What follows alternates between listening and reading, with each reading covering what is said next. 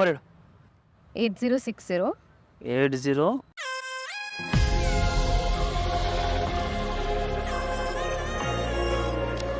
ರೋಹಿಣಿ ಏನಿದು ಅಶೋಕ್ ದೋಂಡಳಿಂದ ತೋರಿಸ್ತಾ ಇದೆ. ಅಯ್ಯೋ ಆ ಥರ ನನಗೆ ಯಾರೂ ಗೊತ್ತಿಲ್ಲ.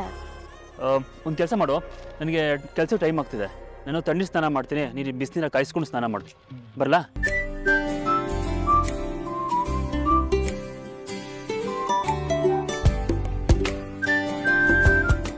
ತಗೊಳ್ರಿ. ಕೊಡಮ್ಮ, ಥ್ಯಾಂಕ್ ಯು.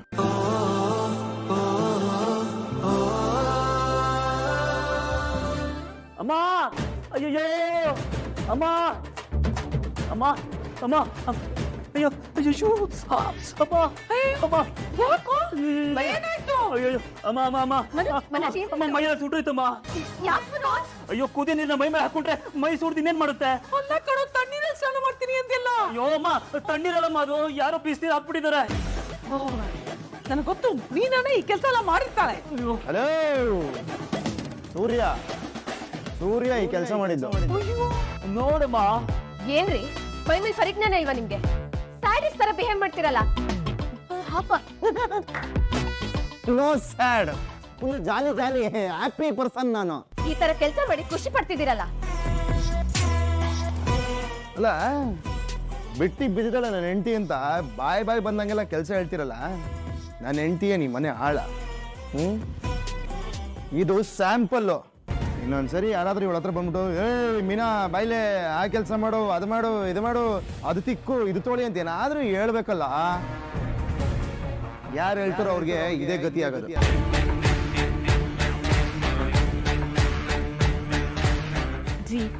ಯಾಕ್ರಿ ದುಡುಕುದ್ರಿ? ನೀನು ಸುಮ್ಮನೆ ನಿಂಗೆ ಗೊತ್ತಾಗೋದಿಲ್ಲ. ನಿಂಗೆ ಅವ್ರು ಹೇಳಿದೆಲ್ಲ ಮಾಡ್ಕೊಂಡು ಹೋಗ್ತಾನೆ. ಇವಾಗ ನಾನು ಸ್ನಾನಕ್ಕೆ ಹೋಗ್ತೀನಿ, ನೀನು ಸೈಲೆಂಟಾಗಿ ನಾನು ಹಿಂದೆ ಬರಬೇಕು. ಏನು ಕೆಲಸ ಮಾಡೋಂಗಿಲ್ಲ. ಹೇಳ್ತಾ ಇದ್ದೀನಿ, ಇವಳು ಮಾಡಾಕಿದ್ದನ್ನು ತಿನ್ಕೊಂಡು ಹೋಗಂಗಿದ್ರೆ ಹೋಗ್ಲಿ, ಇಲ್ಲ ಹೋಗ್ಬಿಟ್ಟು ಅವ್ರಿಗೆ ಏನು ಬೇಕೋ ತಿನ್ಕೊಳ್ಳಿ. ಇವಳೇನೋ ಕೆಲಸ ಮಾಡ್ತಾಳ. ಬಾ ನನ್ನ ಜೊತೆಗೆ, ಸೈಲೆಂಟಾಗಿ ಬಾ ನನ್ನ ಜೊತೆಗೆ. ಬಾ ನೀನು. ಏನ್ ಪಾಪಿಗಳಪ್ಪ ಇವರು.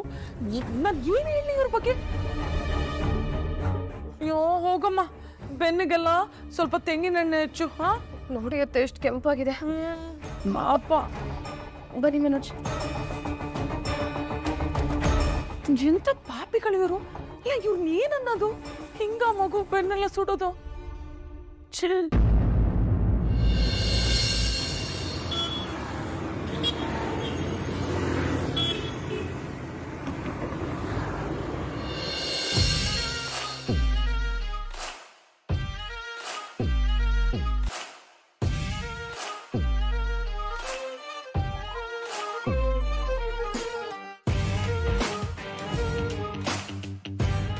ಯಾಕೆ ಮನೇಲಿ ಶತಪಥ ವಾಕಿಂಗ್ ಮಾಡ್ತಾ ಇದೀಯಾ? ಬಿ ಪಿ ಬಂದಂಗ ಆಗ್ತಿದೆ ನನ್ಗೆ. ಬಂತ ಬಂದೇ ಬಿಡ್ತಾ? ಅಪ್ಪ ಎಲ್ಲಾರ್ಗೂ ಟೆನ್ಷನ್ ಕೊಟ್ಟು ಬಿ ಪಿ ಜಾಸ್ತಿ ಮಾಡೋಳು ನೀನು. ನಿನಗೆ ಬಿ ಪಿ ಬಂತ? ಸಮಾಧಾನ ಆಯ್ತು ಬಿಡು. ಅಯ್ಯೋ ದೇವ್ರೆ ದೇವ್ರೆ ದೇವ್ರೆ, ಟೆನ್ಷನ್ ಅಲ್ಲಿ ಹಾಗೆ ಹೇಳಿದೆ ರೀ. ಇವ್ರು ಬೇರೆ.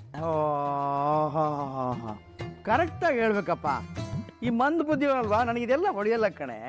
ನಿಮ್ದು ಮಂದು ಬುದ್ಧಿನ? ಹೌದು ಹೌದು ಹೌದು, ಇರುತ್ತೆ ಇರುತ್ತೆ. ಅದಕ್ಕೆ ಅಲ್ವಾ ಅವ್ರಿಬ್ರು ತಲೆ ಮೇಲೆ ಇಟ್ಕೊಂಡು ಬೆರೆಸ್ತಾ ಇರೋದ್ ನೀವು. ಯಾ ಇಬ್ರನ್ನೇ? ಏನಾಯ್ತೆ?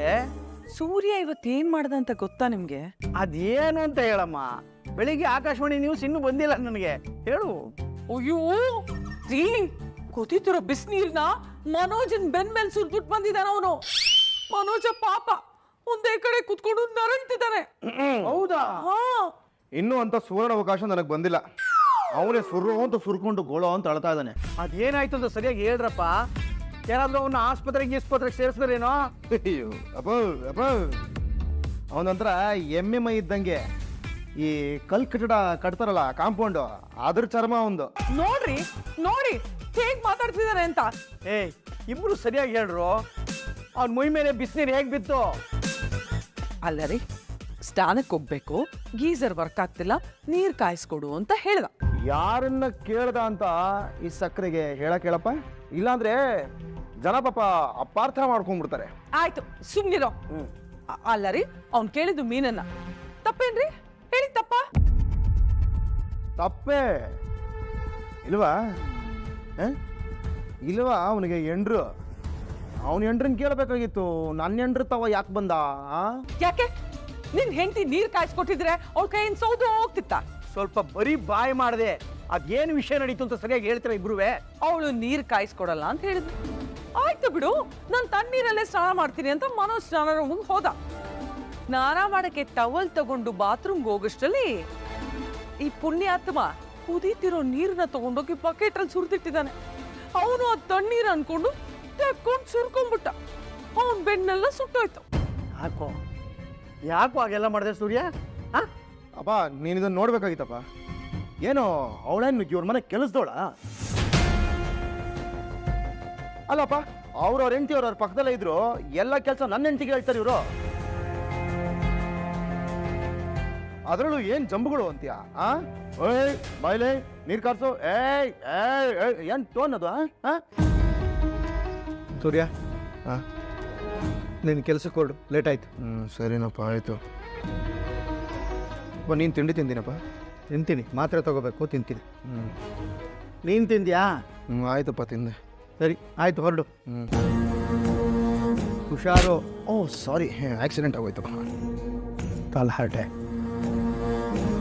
ಇಷ್ಟೇ ನೀವು ಯಾಕೋ ಹೀಗ್ ಮಾಡ್ದೆ ಅಂತ ಒಂದು ಮಾತಾದ್ರೂ ಅವ್ನು ದಬಾಯಿಸ್ ಕೇಳಿದ್ರೆ ನೀವು? ಬರ್ರಿ ಮನೋಜ, ಬರ್ಲಿ, ಕೇಳ್ತೀನಿ. ಯಾಕಿಷ್ಟು ಅವಸರ ಮಾಡ್ತೀಯೋ ಅಂತ ಕೇಳ್ತೀನಿ. ಬರ್ರಿ. ರೀ, ಓ, ನೀನು ಸೂರ್ಯನ ದಬಾಯಿಸು ಅಂತ ಹೇಳಿದ್ದ ಅಲ್ವೇ? ಅವನ ಮಾತು ನಿಜ ಅಲ್ವೇನೆ? ಅವ್ರವ್ರ ಹೆಂಡ್ತಿರು ಗಟ್ಟುಮುಟ್ಟಾಗಿ ಅವ್ರ ಪಕ್ಕದಲ್ಲೇ ನಿಂತಿರ್ಬೇಕಾರೆ ಇವನ್ ಹೆಂಡ್ತಿಗೆ ಯಾಕೆ ಅವ್ರ ಕೆಲಸ ಹೇಳ್ಬೇಕು? ತಪ್ಪಲ್ವೇನೆ? ರೀ, ನನ್ ಸೊಸೆಂದ್ರಿಬ್ರು ಹೊರಗಡೆ ದುಡಿಯೋರು. ನಿನಗಿರೋದು 3 ಜನ ಸೊಸೆರು. ಆ 2 ಸೊಸೆರು ಹೊರಗಡೆ ಎಷ್ಟು ದುಡಿತಾರೋ ಅದಕ್ಕಿಂತ ಜಾಸ್ತಿ ಈ ಸೊಸೆ ದುಡಿತಾಳೆ. ಹೀಗೆ ಅಲ್ವಾ? ಹೀಗೆ ದುಡಿಯೋದು. ಯಾರೇನ್ ಕೇಳಿದ್ರು ಮಾಡಲ್ಲ ಅನ್ಕೊಂಡು ವಾದ ಮಾಡ್ಕೊಂಡು. ನೋಡಿ, 3 ಜನ ಮಕ್ಕಳು, 3 ಜನ ಸೊಸೆಂದ್ರು ಒಟ್ಟಿಗೆ ಇದೇ ಮನೇಲಿ ಇರ್ಬೇಕು ಅಂತ ಆಸೆ ಪಟ್ಟಿದ್ದು ನಾನು. ಅದಕ್ಕೆ ರವಿನೂ ಶ್ರುತಿನೂ ಕನ್ವಿನ್ಸ್ ಮಾಡಿ ಕರ್ಕೊಂಡ್ ಬಂದಿದ್ದು. ಅದೇನ್ ಮಾಡ್ತು, ಈ ಮಹಾರಾಣಿ ಮಹಾರಾಜ ನಮ್ಮ ಮಾತೇ ಕೇಳ್ತಿಲ್ವಲ್ಲ. ಅದಕ್ಕೆ ಅದು ಅದು ಇವರಿಬ್ರು ನಮ್ಮ ಮಾತೇ ಕೇಳಲ್ಲ ರೀ. ಮುಂದಕ್ಕೆ ಹೇಳೆ, ಹೇಳಿದ್ದನ್ನೇ ಎಷ್ಟು ಸಲ ಹೇಳ್ತೀಯ?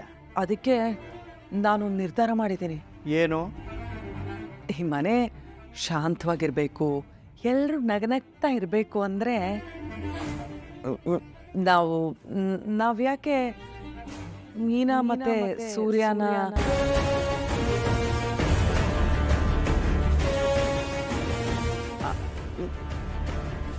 ಬೇರೆ ಮನೆ ಮಾಡಿ ಸಪ್ರೇಟ್ ಆಗಿ ಇಡಬಾರ್ದು ಅಂತಿ?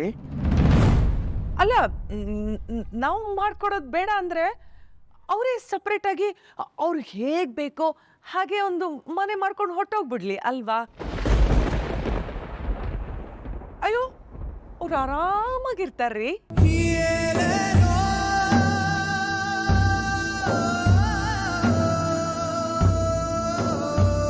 ಅಷ್ಟೇ ಅಲ್ಲ, ನಾವು ಕೂಡ ಹಾಲಲ್ಲೇ ಮಲಗ್ತಿದೀವ್ರಿ. ಯೋಚನೆ ಮಾಡಿ, ನಮ್ಮಪ್ಪ ನನಗೆ ಅಂತ ಕೊಟ್ಟು ಮನೆ ಇದು. ನಾವೇ ರೂಮ್ ಇಲ್ಲದೆ ಹಾಲಲ್ಲಿ ಮಲಗೋದು ಚೆನ್ನಾಗಿರುತ್ತಾ ಹೇಳಿ? ಅದಕ್ಕೆ ಅವರಿಬ್ರು ಬೇರೆ ಮನೆ ಮಾಡಿಬಿಟ್ರೆ ನಮ್ಗೆ ಯಾರಿಗೂ ರೂಮ್ ಸಮಸ್ಯೆನೂ ಇರಲ್ಲ. ಅವ್ರೇನು ಈ ಮನೆಯಿಂದ ಪರ್ಮನೆಂಟ್ ಆಗಿ ದೂರ ಆಗೋದು ಬೇಡ. ಗೌರಿ ಹಬ್ಬಕ್ಕೋ, ಗಣೇಶ ಹಬ್ಬಕ್ಕೋ, ದೀಪಾವಳಿಗೋ, ಸಂಕ್ರಾಂತಿಗೋ ಬೆಳಗ್ಗೆ ಬಂದು ಸಂಜೆ ಹೊಟ್ಟೋಗ್ಬಿಡ್ಲಿ. ಏನಂತೀರಾ? ಸರಿ ಸರಿ, ನನಗೆ ಯೋಚನೆ ಮಾಡೋದಕ್ಕೆ ಸ್ವಲ್ಪ ಟೈಮ್ ಕೊಡು.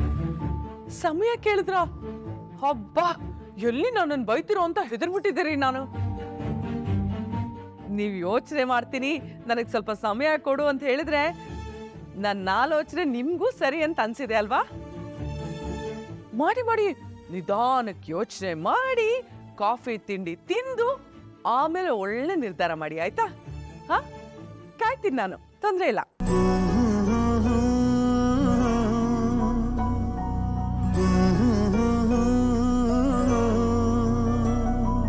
परपंच नीने ಪರಪಂಚ ನೀನೇ ಪರಪಂಚ ನೀನೇ ನನ್ನ ಪರಪಂಚ ನೀನೇ ರಂಗನಾಥ್ ಎಲ್ಲಿವರೆಗೂ ಇರ್ತಾರೋ ಅಲ್ಲಿವರೆಗೂ ಮಾತ್ರನೇ ಸಣ್ಣ ರಂಗನಾಥ್ ಇರೋದು. ಪರಪಂಚ ನೀನೇ ನನ್ನ ಪರಪಂಚ ನೀನೇ ಪ್ರಾಣ ನೀನೇ ತ್ರಾಣ ನೀನೇ ಪರಪಂಚ ನೀನೇ ನನ್ನ ಪರಪಂಚ